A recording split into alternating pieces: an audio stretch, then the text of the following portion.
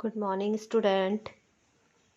आज हम पढ़ेंगे कक्षा 11 घर की याद पाठ के प्रश्न उत्तर। वीडियो शुरू करने से पहले मेरे चैनल को लाइक शेयर एंड सब्सक्राइब करें। तो आइए शुरू करते हैं कविता के साथ के प्रश्न उत्तर। पानी के रात भर गिरने और प्राण मन के गिरने में परस्पर क्या संबंध है? इसका उत्तर है, कवि अपने घर से बहुत दूर जेल में कैद है। उसे घर से दूर रहने की पीड़ा है। आकाश में बादल घिरकर बारिश करने लगते हैं। ऐसे में कवि के मन को स्मृतियां घेर रही हैं। जैसे जैसे पानी गिर रहा है वैसे वैसे कवि के हृदय में प्रियजनों की स्मृतियां चलचित्र की तरह उभरती जा रही हैं। पानी के बरसने के कारण ही उसके प्राण व मन घर की याद में व्याकुल हो जाते हैं। नेक्स्ट क्वेश्चन इस प्रकार है, मायके आई बहन के लिए कवि ने घर को परिताप का घर क्यों कहा है? इसका उत्तर देखिए, सावन का महीना उत्तर भारत में बहन बेटियों के मायके आने का महीना है। आज पानी गिरने से कवि को बहनों के आने पर हंसी खुशी से भर जाने वाले घर की याद आती है और वह जानता है कि इस वर्ष बहनों को केवल 4 भाई मिलेंगे और 5वें का अभाव घर भर को दुख से भर देगा। भाई जेल में यातना झेल रहा है, वह उन सबसे दूर है, इसलिए भुजाओं के समान सहयोग देने वाले चारों भाई और प्यार का प्रतीक बहनें और माता पिता सभी दुखी हैं। देखिए यहाँ से भाई जेल में यातना झेल रहा है, वह उन सबसे दूर है, इसलिए भुजाओं के समान सहयोग देने वाले चारों भाई और बहन प्यार का प्रतीक बहनें और माता पिता सभी दुखी हैं।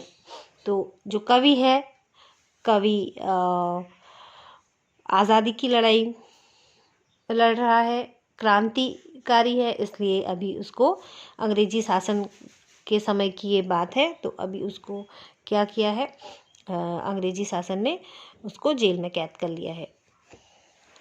नेक्स्ट क्वेश्चन, पिता के व्यक्तित्व की किन विशेषताओं को उकेरा गया है? इसमें लेखक के जो पिता हैं उसके व्यक्तित्व की क्या विशेषताएं हैं? यह है, तो कविता में पिता के व्यक्तित्व की निम्नलिखित विशेषताओं को उकेरा गया है। देखो ये पॉइंट वाइज है। पहला पॉइंट है, पिताजी पूर्णतः स्वस्थ हैं, बुढ़ापे ने उन्हें छुआ तक नहीं।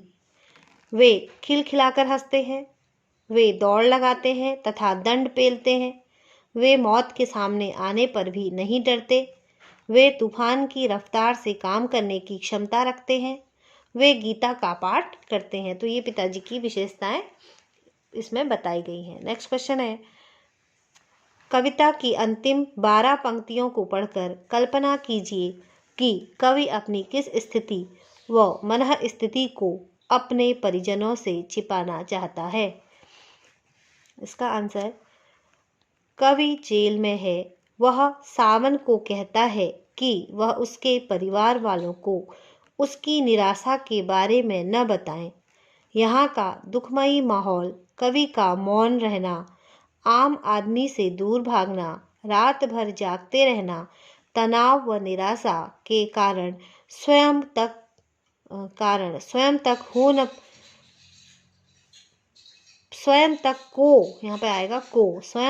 को न पहचानना आदि स्थितियां नहीं बताने का आग्रह करता है।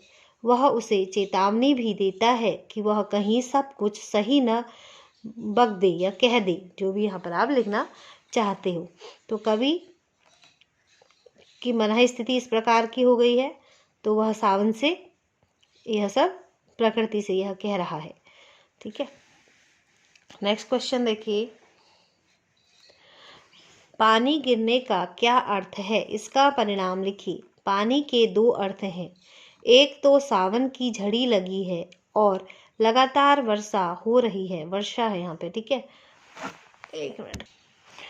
दूसरा यह कि कवि के नेत्रों से अश्रुधारा बह रही है, इसका परिणाम यह हुआ कि कवि के प्राण और मन घर की याद में घिर गए हैं। उसकी सजल आंखों में उसका घर तैरने लगा है। नेक्स्ट क्वेश्चन है, कवि अपने परिजनों को खुश करने के लिए क्या संदेश भेजना चाहता है।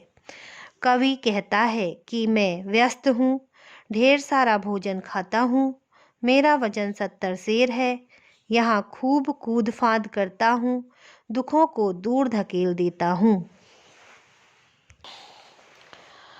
नेक्स्ट देखिए, ऐसी 5 रचनाओं का संकलन कीजिए जिसमें प्रकृति के उपादानों की कल्पना संदेशवाहक के रूप में की गई है। उत्तर है बादल राग, मेघ आए बन ठनके, मेघदूत, आ धरती कितनी देती है, जूही की कला। ये क्या है? ऐसी 5 रचनाओं का संकलन कीजिए जिनमें प्रकृति के उपादानों की कल्पना संदेशवाहक के रूप में की है, यानी कि प्रकृति को संदेशवाहक बना दिया गया है। ऐसे बादल राग में है, सूर्यकांत त्रिपाठी निराला की कविता है बादल राग। मेघ आए बन ठनके, ये कविता है। मेघदूत, आ धरती कितनी देती है, जूही की कला। ये सब क्या है? प्रकृति में इन सारी कविताओं में मानवीकरण अलंकार है, क्योंकि संदेश कौन ले जाता है? संदेश मनुष्य ले जाता है। और तो जो कविताएं हैं उनमें मानवीकरण, मानव के हाव भाव, मानव के चेष्टाओं का आरोप किया गया है, मानवीय चेष्टाओं का आरोप किया गया है। जैसे कार्य मनुष्य करता है ऐसे कार्य को प्रकृति के थ्रू ऐसे कार्यों को दिखाया गया है इन कविताओं में। तो यहाँ मानवीकरण अलंकार भी ये कविताएं होती हैं और संदेशवाहक के रूप में ये कविताएं कार्य करती हैं, ठीक है। तो इन सारे प्रश्नों के उत्तर आप ध्यान से सुनिए, ये आपकी परीक्षा के लिए उपयोगी हैं। और कविता को भी बहुत ही मनोयोग से पढ़ने की आवश्यकता है। जब तक आप कविता नहीं पढ़ेंगे तब तक आपको इसके प्रश्न और उत्तर समझने में थोड़ा दिक्कत हो सकती है। तो प्यारे बच्चों, आपसे एक बार फिर से अनुरोध है कि आप मेरी चैनल को लाइक करें, शेयर करें और सब्सक्राइब जरूर करें। तो मिलते हैं नेक्स्ट वीडियो में, तब तक के लिए बाय।